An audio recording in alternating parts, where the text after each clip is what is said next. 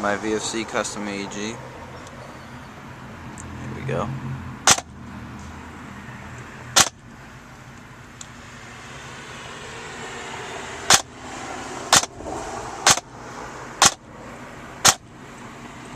Alright, now for the 3-shot burst.